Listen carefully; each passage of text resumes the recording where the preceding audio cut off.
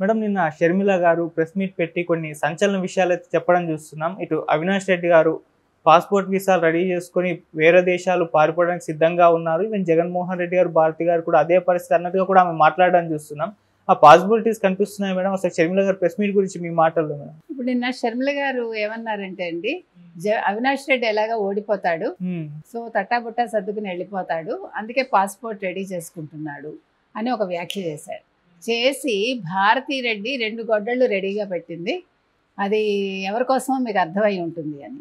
అంటే ఆవిడ ఉద్దేశ ప్రకారం ఒకటి షర్మిలకి, ఒకటి సునీతకి అని మనం ఇంప్లై చేసుకోవచ్చు. ఓకే. అయితే కానీ ఈవిడ రాజశేఖర రెడ్డి కూతురు, అందుకని అంత తొందరగా అలాంటి వాటికి ఆవిడేమి బలవరు. ఓకే.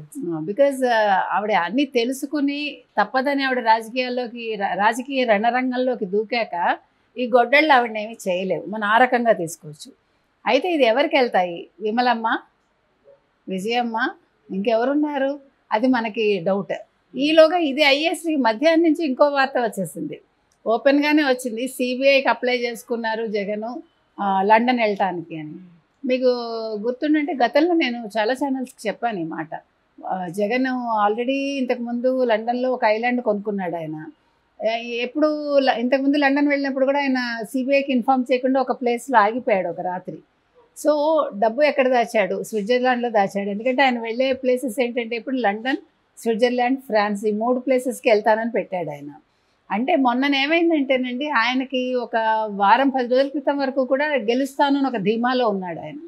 రాజ్నాథ్ సింగ్ వచ్చి ఎప్పుడైతే ఈ అవినీతి చిట్టా విప్పి కూటమికి మద్దతు తెలిపారో ఆ రోజు నుంచి అతనికి భయం పట్టుకుంది. 4 రోజుల క్రితం అమిత్ షా చాలా క్లియర్గా చెప్పాడు. ఇంటెలిజెంట్ రిపోర్ట్ వచ్చింది, మనకి ఇంటెలిజెంట్ సర్వే వచ్చింది. అమిత్ షా కూడా సర్వేని తీసుకుని 145/23 చెప్పటం. తర్వాత జగన్మోహన్ రెడ్డి అంత చూస్తాము, జగన్మోహన్ రెడ్డి అవినీతి చేశాడు, అతను జైలుకి పంపిస్తాము, మేము ఇంక మీద సహించము ఇది అని చెప్పారు. వీటన్నిటికి తోడు ఇంకా పెద్ద విషయం ఏంటంటే మోదీ గారు ఓపెన్గా మాట్లాడటం. ఎందుకంటే బీజేపీ కూడా ఇప్పుడు చాలా క్లియర్ కట్గా ఒక ఐడియాకి వచ్చింది. మొన్నటి వరకు వాళ్ళు లేరు ఆ ఐడియాలో, వాళ్ళు ఇంకా కొంచెం డొలాయమానంగా ఉంది వాళ్ళ పరిస్థితి. Because they cannot trust fully కూటమిని. At the same time Jaganmohan రెడ్డిని వదులుకోలేక ఇబ్బంది పడ్డారు వాళ్ళు చెప్పాలంటే. 5 years అతనితో ప్రయాణం చేశారు కాబట్టి. కానీ మనకి ఇక్కడ ఒక సందేహం ఏమొస్తుందంటే 5 ఏళ్ళు జగన్మోహన్ రెడ్డి లాంటి మనిషితోటి వాళ్ళు ఉండి ఆ నిజాలు తెలుసుకోలేదా? జగన్మోహన్ రెడ్డి చేసిన కుట్రలు, కుతంత్రాలు, అవినీతి వాళ్ళకి తెలియలేదా అనే సందేహం ప్రజల్లో ఇప్పటికే ఉంది. సరే ఏది ఏమైనప్పటికీ వాళ్ళకి ఇప్పటికైనా కళ్ళు తెరుచుకున్నాయి. వీళ్ళు దీన్ని ఒక అవగాహనకు వచ్చి ఓపెన్గా మోదీ గారు జగన్మోహన్ రెడ్డి అవినీతి చేశాడు, అంత డ్రగ్స్, గంజాయి, చాలా అక్రమాలు చేశాడు, ఆంధ్రప్రదేశ్ని లూటీ చేశాడు, ఈ పదాలన్నీ ఆయన మాట్లాడారు. అంటే ఒక దేశ ప్రధాని మాట్లాడేసరికి దానికి విలువ మరింత పెరుగుతుంది. అంటే అది మంచి విషయమైనా చెడు విషయమైనా ఆ రకంగా జగన్మోహన్ రెడ్డికి అది ఒక ఊహించని శరాఘాతం అనమాట ఆయన.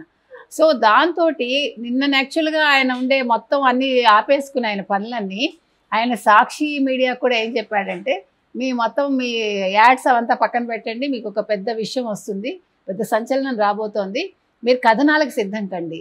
అంటే దీన్ని మనం ఎక్కడికి అప్లై చేసుకోవాలంటే ఆ రోజు ఆయన చెప్పాడు, దేవుడు నా చేత ఒక పెద్ద స్క్రిప్ట్ రాయిస్తా అన్నాడు అని. ఆ పెద్ద స్క్రిప్ట్ ఏంటి అనేది ఇక్కడ మనకి గొడ్డళ్ళ పెద్ద స్క్రిప్ట్ ఏంటి, ఎవరిని వేస్తాడు? భారతీ రెడ్డిని వేస్తాడా, లేకపోతే తను ఏదైనా చేసుకుంటాడా? అంటే ఇవి జనాలకు వస్తున్న సందేహాలు.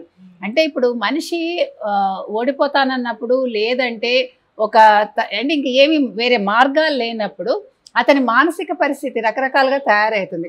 ఆల్రెడీ అతనికి సైకో అని ఒక పేరు ఉంది జగన్మోహన్ రెడ్డికి. సో అతను ఏవైనా చేయొచ్చు ఆ కోపంలో.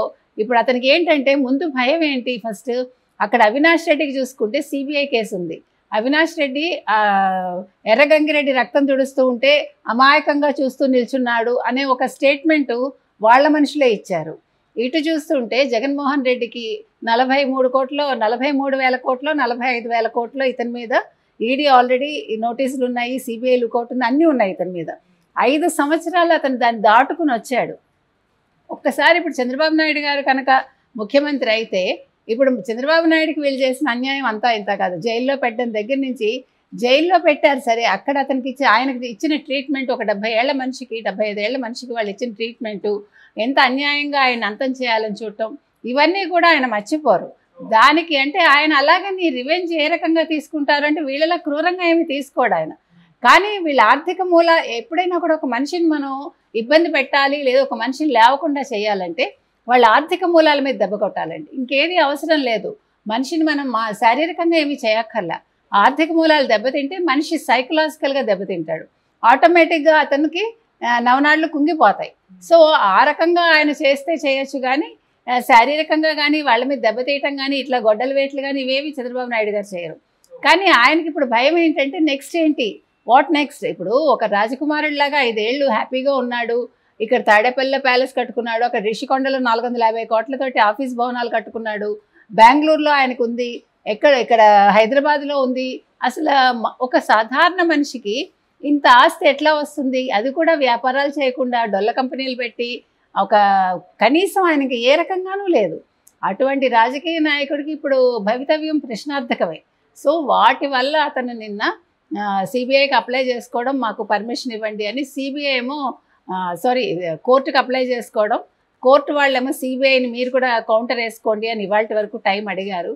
సో ఈయన ఏంటంటే వెళ్ళిపోయి అక్కడ మరి ఏ రకంగా ఉంటాడు. ఇప్పుడు నిత్యానంద కూడా ఈయన ముందు పనికిరాడండి. అందరూ నిత్యానంద అంటున్నారు, కానీ పాప నిత్యానంద్ ఇలాంటి పనులు ఏమీ చేయలా. ఆయన ఒక స్వామీజీ అయ్యాడు, స్వామీజీగా సంపాదించుకున్నాడు. సరే, ఇక్కడ ఆయనకి ఇబ్బందులు ఉంటే ఆయన వెళ్ళిపోయి ఒక ఐలాండ్ కొనుక్కుని అక్కడ దీవిని ఆయన ఏలుతున్నాడు. అందుకు ఆయనకి ప్రజలు కూడా సహకరించారు, అది ఆయన ఇష్టం. ఇలాంటి ఆర్థిక నేరాలు ఆయన చేయలేదు. కాబట్టి ఈయన ఒకవేళ వెళ్ళిపోయి ఐలాండ్లో ఆయన ఏమైనా కొత్తగా మళ్ళీ ఒక రాజ్యం స్థాపించుకుంటాడా జగన్మోహన్ రెడ్డి అనేది, మరి ఈయనకి సజ్జల వీళ్ళందరూ కూడా వెళ్తారా, ఇవన్నీ కూడా ఆలోచించాల్సిన విషయాలు. ఏది ఏమైనప్పటికీ జగన్మోహన్ రెడ్డి భయపడ్డాడు, సందేహం లేదు. ఇంకో విషయం ఏంటంటే ఇప్పుడు ముఖ్యమంత్రిగా ఇంకో ఉండను అనేది అర్థమైంది. ఆయన పదవి లేకుండా ఉండలేడు. ఇప్పుడు ఒక వెరీ అంటారంటే ఒక పిచ్చి పట్టి ఉన్నాడు ఆయన. సో ఈ పిచ్చిలో ఏం చేస్తాడు, ఉంటాడా లేదు, ఇప్పుడు అసలు కోర్టు అనుమతిస్తుందా? నిజంగా చెప్పాలంటే కోర్టు అనుమతి ఇవ్వకూడదు. సిబిఐ కానీ ఎవరు కానీ దీని మీద దృష్టి పెట్టాలి. ఇప్పుడు ఇంకొక విషయం ఏంటంటే చిన్నపిల్లాడిలాగా ఆయన అధికారులను మార్చేశారు, డిఐజీని మార్చేశారు. ఒక చిన్నపిల్లాడు ఒక తల్లి దగ్గర మారం చేసి చెప్తూ ఉంటాడు చూడండి, అట్లా చెప్తున్నాడు ఆయన. నిన్న ఒక ఛానల్కి ఇచ్చిన ఇంటర్వ్యూలో కూడా ఇంకా పిచ్చాడిలాగా 76,000 కోట్లు నేను ఖర్చు పెడుతున్నాను, ఇంతకంటే ఎవరు చేయగలరు, చంద్రబాబు నాయుడు 1,56,000 కోట్లు అంటాడు, ఇది సాధ్యం కాదు. సాధ్యం కాదా సాధ్యమవుతుందా అనేది ఆయనకి తెలుసు, నువ్వెవడు మాట్లాడటానికి? ఓకే, నువ్వేం చేయగలవో నువ్వు చెప్పేసావు ఓపెన్గా, నా వల్ల కాదు అని నువ్వు ప్రజలకు చెప్పావు. సో వాళ్ళు చేస్తామంటున్నారు, లెట్ దెమ్ డూ దాట్.